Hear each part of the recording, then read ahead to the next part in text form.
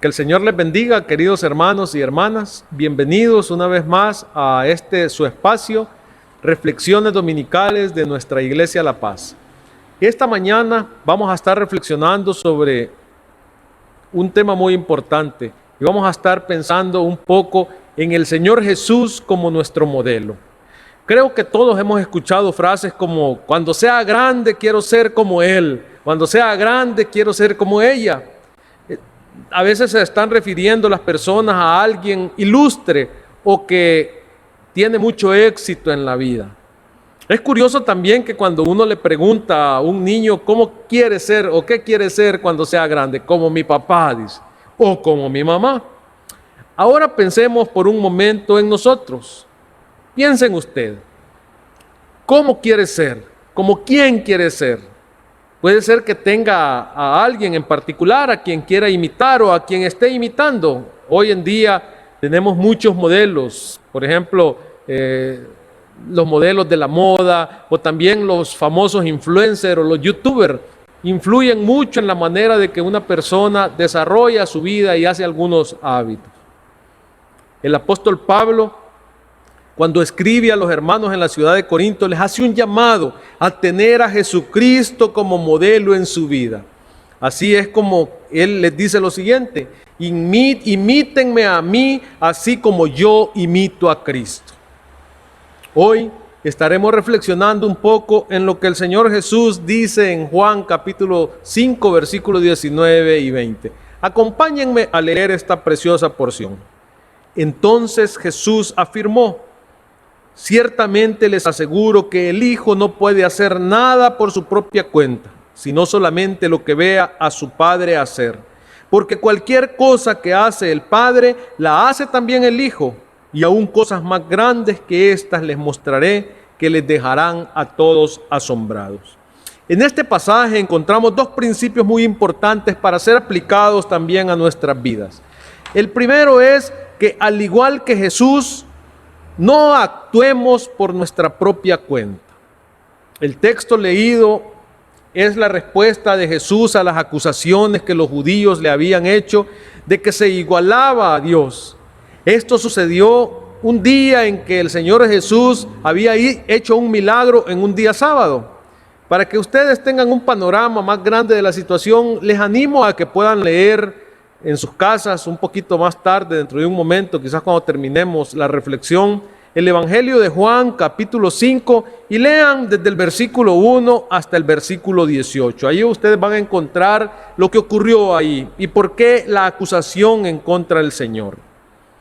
Este pasaje nos habla de la completa intrepidez del Señor Jesús. Era seguro que las personas, los judíos, los que no le seguían a él, sus enemigos, no iban a entender estas palabras. Era seguro que sus palabras enardecerían las mentes de estas personas, de esos oyentes que estaban ahí, que despreciaban a Jesús, y que también esas palabras podían poner en peligro su vida. Pero es claro que Jesús nunca ocultaría quién era. Siempre diría la verdad sin dejarse intimidar por las amenazas. Para él, lo único importante era ser fiel para con Dios y no el evitar los peligros a que se pudiera exponer. Por eso encontramos lo siguiente en la narración, versículo 19. Entonces Jesús afirmó: ciertamente les aseguro que el Hijo no puede hacer nada por su propia cuenta, sino solamente lo que ve que su Padre hace, porque cualquier cosa que hace el Padre, la hace también el Hijo. Aquí se da a conocer algunas cosas referentes a Jesús. Una de ellas es su identidad con Dios. La verdad sobresaliente acerca de Jesús es que en Él vemos a Dios. Jesús es la imagen visible del Dios invisible. La mente de Jesús es la mente de Dios. La palabra de Jesús son las palabras de Dios. Las acciones de Jesús son las acciones de Dios. Pero también encontramos que esa identidad no se basa tanto en la igualdad como en la obediencia total. Jesús no hacía nunca lo que a él le parecía mejor, sino siempre lo que Dios quería que Jesús hiciera, precisamente porque su voluntad estaba totalmente sometida a la voluntad de Dios. Por eso podemos ver a Dios en el Señor Jesucristo. El Señor Jesucristo, la imagen visible del Dios invisible. Pero también vemos que esta obediencia no consistía en una sumisión a un poder, sino en amor. Es que, queridos hermanos y hermanas, la unidad entre Jesús y el Padre es una unidad de amor. Hay un vínculo muy fuerte que une al Padre con el Hijo, que es el amor.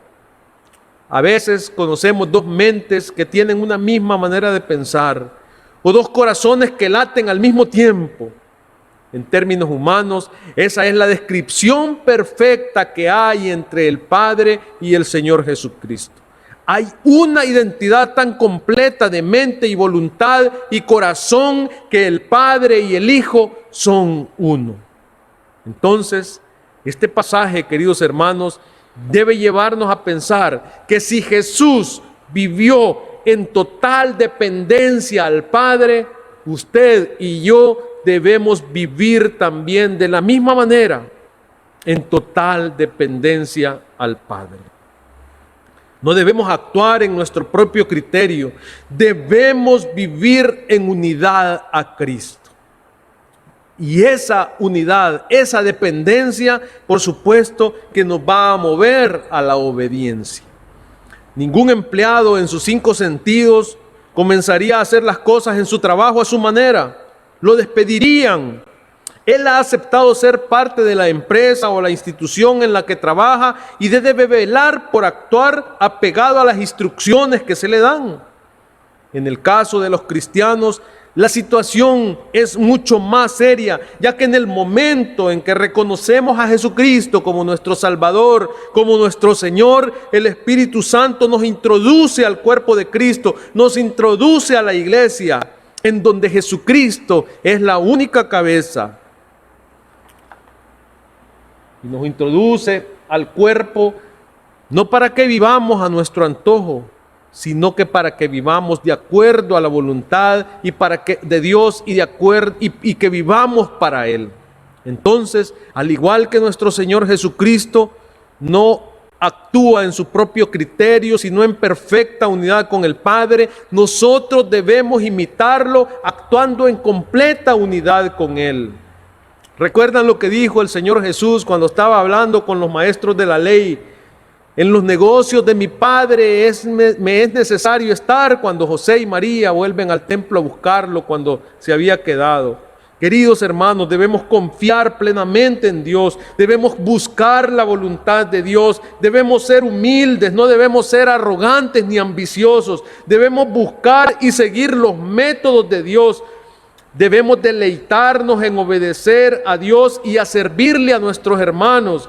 Nuestras motivaciones en el servicio al Señor deben ser el amor y a nuestros hermanos. Nosotros nos debemos al Señor y a la iglesia. La iglesia no pertenece a nosotros. Al contrario, nosotros pertenecemos a la iglesia.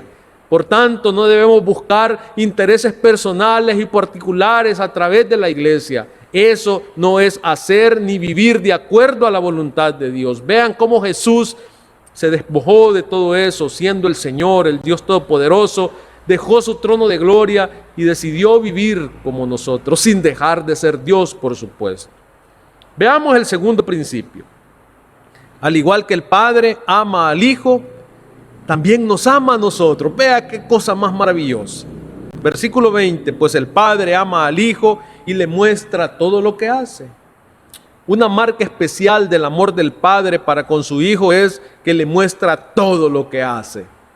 Todo eso no solo lo veía Jesús, sino que también tenía el poder para ejecutarlo, tenía el poder para hacerlo. El Padre ama al Hijo y quiere que todos los hombres también se sometan a Él. No puede haber otra expresión más clara que Jesús es igual a Dios. Y no solamente muestra igualdad, sino que es capaz de hacer las cosas que Dios hace. El Señor Jesús, al igual que el Padre, es omnisciente y es omnipotente. En Jesús vemos a Dios. Qué cosa más maravillosa es el observar esa perfecta unidad entre el Padre y el Hijo. Y todo eso se da en una relación de amor. Pero veamos ahora que ustedes y yo, queridos hermanos, también en Cristo, el Padre nos ha mostrado lo que por amor ha hecho a nuestro favor. El Señor en su misericordia nos ha dado su palabra, en donde encontramos el amor de Dios. Encontramos cómo el Señor ha actuado a favor nuestro, a favor de nosotros los pecadores, que sin merecerlo, usted y yo merecíamos el infierno. Sin embargo, el Señor en su bondad nos ha dado a su Hijo Jesucristo para que ahora podamos ser parte de su familia. Y el amor de Dios se manifiesta grandemente en ustedes y en mí. Por eso es que el Evangelio de Juan, las palabras del Señor plasmadas ahí en el versículo 16 del capítulo 3, dice: porque de tal manera amó Dios al mundo, que ha dado a su Hijo unigénito, para que todo aquel que en Él cree no se pierda, mas tenga vida eterna. Vean qué grande amor de Dios para con nosotros. En su gracia, también el Señor nos ha dado otras cosas, otras bendiciones. Nos ha dado su Espíritu Santo. Nos ha dado el recurso maravilloso de la oración para que podamos tener comunión con Él momento a momento. Nos ha puesto en su iglesia para que podamos adorar juntos al Señor con otros hermanos, para poder ayudarnos en nuestras debilidades, en nuestras necesidades, para mostrar el amor de Cristo a nuestros hermanos. En su gracia también nos muestra lo que hace y nos deja asombrados. La segunda parte del 20. Sí, y aún cosas más grandes que esta les mostrará, que los dejarán a ustedes asombrados. Desde el capítulo 1 al capítulo 5 del Evangelio de Juan, encontramos algunos milagros del Señor. Recuerdan, el Señor allá en las bodas de Caná de Galilea convirtió el agua en vino. Más adelante observamos cómo sanó al hijo de un oficial en Capernaum. Y en el contexto que estamos leyendo, estos versículos 19 y 20, nos encontramos la sanidad de un paralítico, el cual el Señor había visto ahí en medio de un montón de enfermos y le había dicho: levántate, toma tu cama y camina. Vemos esas maravillas, esos milagros. Pero después del capítulo 5 en adelante, 6 en adelante, encontramos otros milagros maravillosos también, que sorprendieron a las multitudes. Alimentó a 5,000 personas, caminó sobre el agua, sanó a un ciego de nacimiento. Y lo sorprendente de todo, y un milagro impresionante que dejó a todos con la boca abierta, atónitos, resucitó a Lázaro de entre los muertos. Lo que nos espera en la venida del Señor, queridos hermanos y hermanas, cuando Él venga, dice la palabra del Señor que los muertos en Cristo resucitarán primero, a la final trompeta, porque vendrá el Señor con voz de mando, con voz de arcángel y con trompeta de Dios, y los muertos en Cristo resucitarán primero, y luego los que estemos vivos seremos arrebatados y transformados para recibir al Señor y estar siempre con Él. Vean qué maravilloso. Qué gran amor nos ha dado el Padre, en que por Jesucristo nos ha hecho sus hijos. Él nos ha mostrado, al igual que a los judíos, grandes maravillas que nos dejan asombrados y confirman nuestra fe. Este pasaje entonces nos enseña que no debemos actuar en nuestro propio criterio. Más bien, debemos vivir en dependencia total y obediencia a nuestro Padre Celestial. El Señor quiere que comprendamos que Jesús nunca actuó bajo su propio criterio. Más bien, siempre dependía y esperaba de la dirección del Padre. Esa misma debe ser nuestra manera de actuar hoy. Debemos anhelar y pedir al Padre que nos muestre su voluntad y no hacernos indiferentes, sino actuar como Él lo está haciendo. Jesús no hacía nada por su propia cuenta, sino que solamente hacía lo que el Padre le mostraba. Así nosotros debemos pedir al Padre que nos muestre lo que quiere que hagamos y ser espontáneos. No decir, el lunes lo voy a comenzar a hacer. O no, ya estamos en febrero, mejor espero el 2023. Cuando terminó el 2021, muchos dijeron, no, voy a voy a esperar que termine la pandemia. Y vean, la pandemia continúa y quizás no ha estado haciendo la voluntad del Padre. Debemos ser espontáneos y cuidadosos de no actuar también en nuestros propios criterios. Quiero cerrar mostrándoles algunas palabras que el Señor Jesús dijo. Primero, encontramos en Juan 6:38. Porque he bajado del cielo no para hacer mi voluntad, dice Jesús, sino la del que me envió. Vean ustedes, el Señor Jesús vino a hacer la voluntad de Dios a este mundo. Pero también quiero mostrarles lo que el Señor Jesús les dice a sus discípulos momentos después de la resurrección. Es más, fue ese mismo día de la resurrección.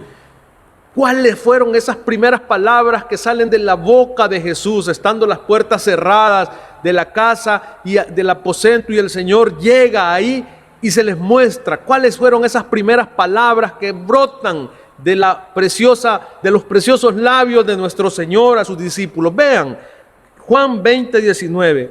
Al atardecer de aquel primer día de la semana, estando reunidos los discípulos a puerta cerrada por temor a los judíos, entró Jesús y poniéndose en medio de ellos los saludó. La paz sea con ustedes. Dicho esto, les mostró las manos y el costado. Al ver al Señor, los discípulos se alegraron. La paz sea con ustedes, repitió Jesús. Pero veamos la última oración que encontramos en este versículo 21. Como el Padre me envió a mí, así yo los envío a ustedes. Vean qué maravilloso. Eso es para usted y es para mí. Como el Padre envió al Hijo a este planeta Tierra a vivir y a hacer su voluntad, ahora el Señor Jesucristo le envía a usted y me envía a mí. Envía a su iglesia a hacer su voluntad. Jesús no nos ha enviado al mundo, a su lugar de trabajo, a su centro de estudio, allí donde hace deportes, en su casa.